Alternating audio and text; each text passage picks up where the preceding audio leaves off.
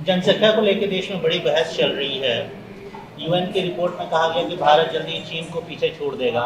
मोहन भागवत हैं आरएसएस प्रमुख, उन्होंने कहा है कि जनसंख्या पे सीधे सीधे तो नहीं बोला, लेकिन उन्होंने कहा है कि जानवर और इंसान में फ़र्क है और जानवर बच्चे ज़्यादा पैदा करते हैं। देखिए, वो इस तरह की बातें अगर करते रहेंगे तो कोई भी उनके खिलाफ जाकर 295A का केस बुक करा देगा।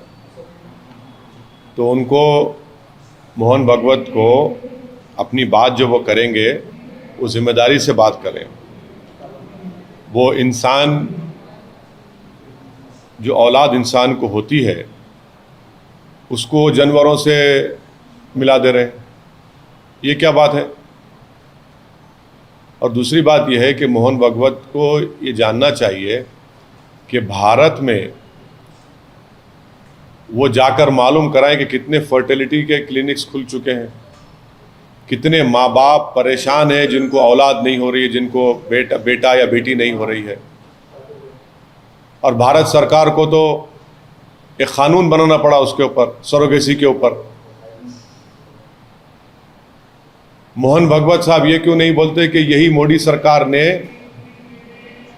जो बच्चों का दूध होता है उसको कमर्शियलाइज कर दिया मोदी सरकार ने। इस पर नहीं बोलेंगे कुछ वो। ये भारत का कल्चर है कि एक माँ के दूध को लेकर बेचा जाए। और फिर वो इस मुद्दे पर एक और बात मोहन भागवत साहब को, जो जानते हैं मगर अपनी आंखें और दिमाग पर पर्दा डाल देते हैं। क्या ये बात सच नहीं है मोहन भागवत साहब कि भारत का TFR रेट गिरा है? क्या ये बात सच नहीं है आरएसएस के सर संचालक कि मोदी सरकार जिसकी छत्रोछाया में वो रहती है, जिसका पूरा सपोर्ट आप करते हैं, आपका ऑर्गेनाइजेशन करता है, उन्होंने सुप्रीम कोर्ट में जवाब दाखिल किया कि भारत में 2 चाइल्ड नॉर्म की ज़रूरत नहीं है? क्या ये बात सच नहीं है कि अप्रैल 2, 2022 को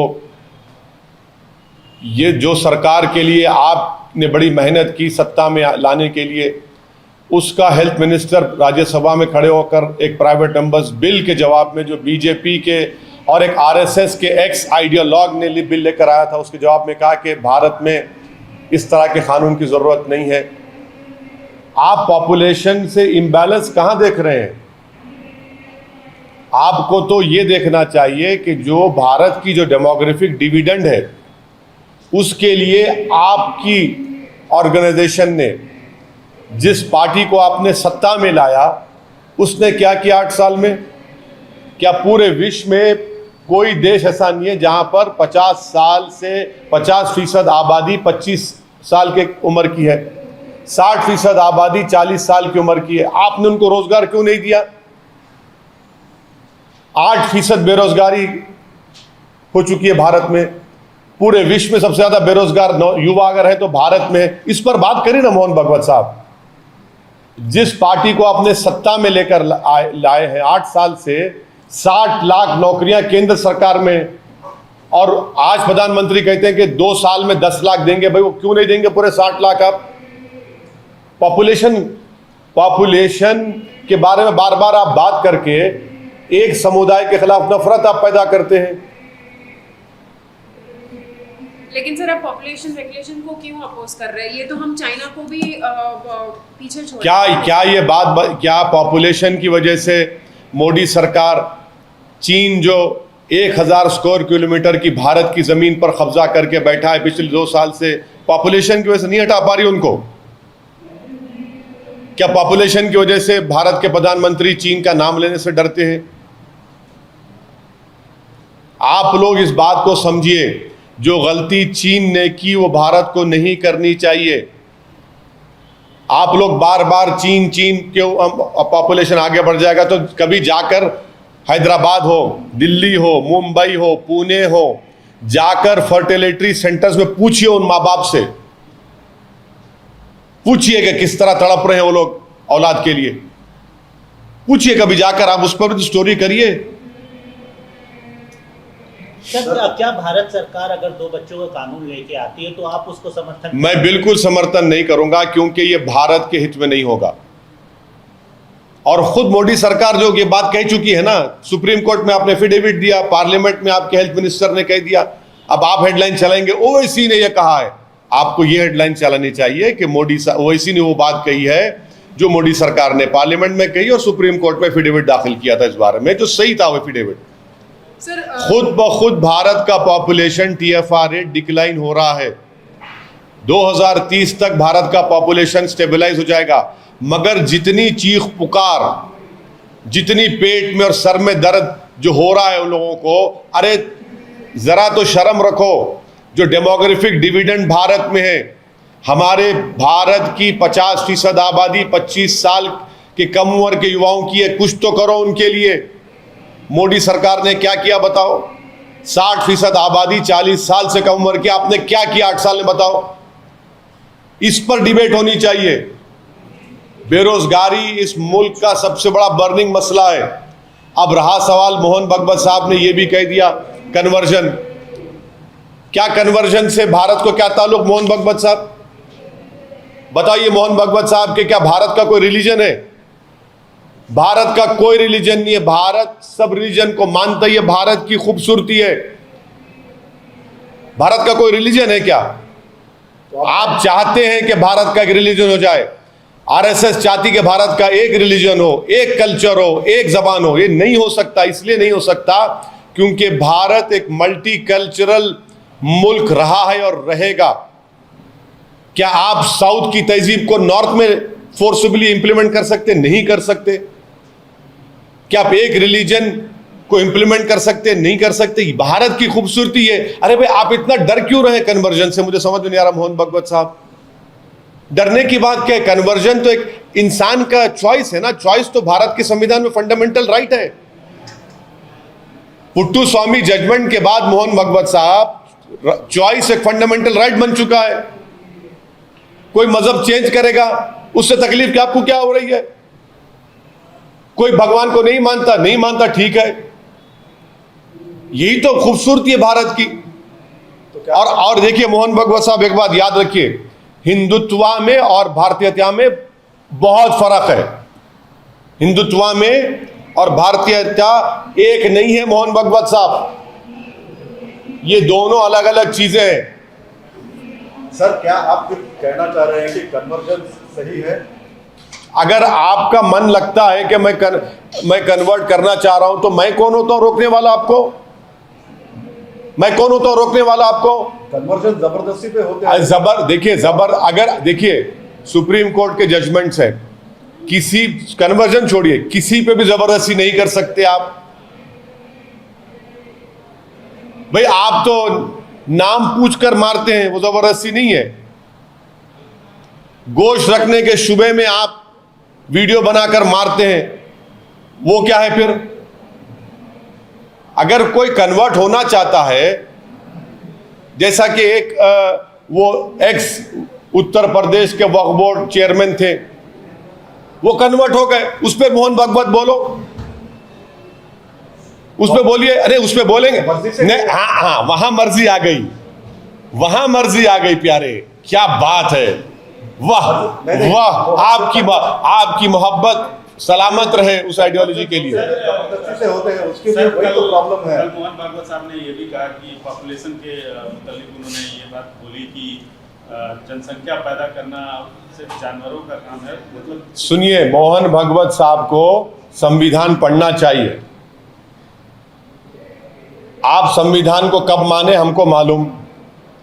अब भारत 75वीं आजादी यौम आजादी मनाने जा रहा है। तिरंगे को आप कब माने? ऑर्गेनाइजर पढ़ लो आप। आपने 3 रंग के बारे में आपके उस वक्त के सरसंचालक ने क्या कहा था, वो पढ़ लो आप। जनगण मन के बारे में आपके उस वक्त के सरसंचालक ने क्या कहा था, पढ़ लो आप। मोहन भागवत साहब, मेरी आपसे गुजारिश है कि डायरेक्टिव प्रिंसिपल्स पढ़िए भारत के संविधान के। आप लोग के दिमाग में खाली 44 घुसा हुआ है। क्या डायरेक्टिव प्रिंसिपल में नहीं लिखा गया कि जो कमजोर होगा उसको ताकतवर बनाया जाएगा? सोशली कमजोर होगा, ताकतवर बनाओ। इकोनॉमिकली कमजोर होगा ताकतवर बनाओ, पॉलिटिकली कमजोर होगा ताकतवर बनाओ। यही तो बात है, इक्वालिटी अमॉन्ग इक्वल्स की बात करता है संविधान। ये समझते नहीं, समझना नहीं चाह रहे, इन चीजों को जानते हैं मगर अपनी आइडियोलॉजी उन पर इतना गालिब आ चुकी है कि किसी को सच्चाई को दूसरी मानते ही नहीं है, बस अपने आप को सच मानते हैं। सच्चाई संविधान है, उसको मानना पड़ेगा। सर ये अभी संसद में अनपार्लियामेंट्री वर्ड्स के बारे में कहा जा रहा है कि अब से अब एक बात सुनिए, हम तो जो किताब जिन्होंने छपाया उनसे हम रिक्वेस्ट कर रहे कि भाई प्रोसीजर पे तो बात कर लो, पार्लियामेंट के रूल्स पे तो बात कर लो। बिल आता है सरकार का, एक ही दिन में बिल आता है, मेंबर्स कैसे पढ़ेंगे? और उसको स्टैंडिंग कमेटी रेफर नहीं करते, वो क्या रूल प्रोसीजर में नहीं है? रूल प्रोसीजर के तहत स्टैंडिंग कमेटी, अब स्टैंडिंग कमेटी रेफर नहीं करते।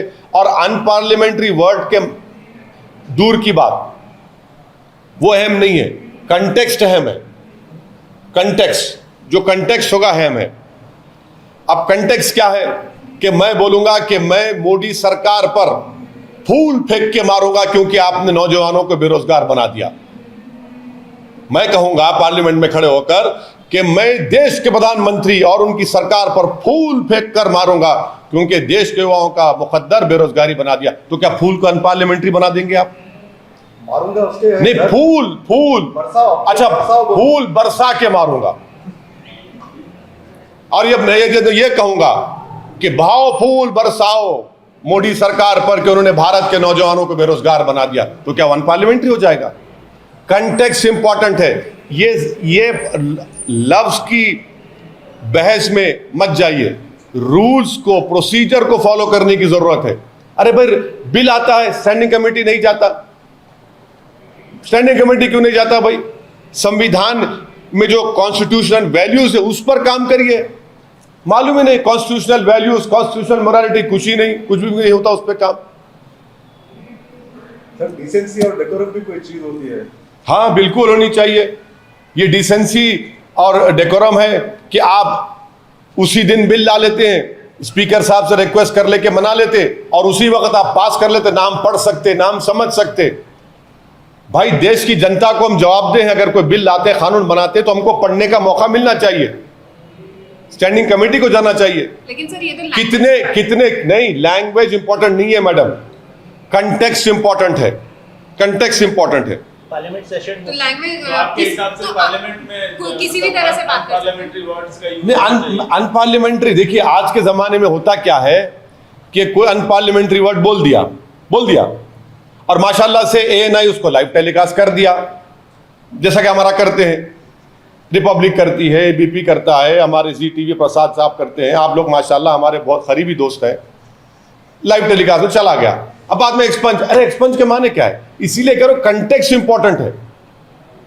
अगर मैं कहूंगा कल पार्लियामेंट बहस होगी बेरोजगारी के ऊपर, मैं कहूंगा कि मैं मोदी सरकार पर फूल बरसाकर मारूंगा क्योंकि उन्होंने नौजवानों को बेरोजगार बना दिया, तो क्या आप फूल को अनपार्लियामेंट्री कर देंगे? समझिए इंपॉर्टेंट क्या है कि रूल्स एंड प्रोसीजर को आप इंप्रूव करिए, कॉन्स्टिट्यूशनल वैल्यूज, कॉन्स्टिट्यूशनल मोरालिटी को करिए। आप बताइए अब पार्लियामेंट कितने दिन बैठ रहा है भाई? मॉनसून सेशन 18 तारीख से 12 अगस्त तक क्या होगा भाई? उसमें क्या बहस कर पाएंगे हम?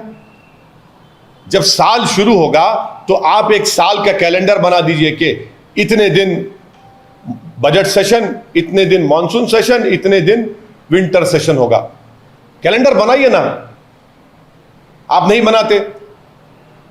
आप अनपार्लियामेंट्री वर्ड्स की बात कर रहे हैं। क्या ये अनपार्लियामेंट्री नहीं था कि स्पीकर पीछे बैठा है, प्रधानमंत्री सामने बैठा है? अनपार्लियामेंट्री नहीं था ये? किताब लिखने वालों से पूछ रहा हूं, बताओ, मेरे सवाल का जवाब दो, जिन्होंने किताब लिखी। आप ज्ञानी हैं, आप सारे देश में ज्ञान बांट रहे हैं, इतनी मोटी किताब छापे आप। नहीं बोल सकते आप क्योंकि आपको अपनी नौकरी का डर है। बोलेंगे प्रधानमंत्री सामने, स्पीकर पीछे, अनपार्लियामेंट्री, तो नौकरी चली जाएगी आपकी। चलिए एक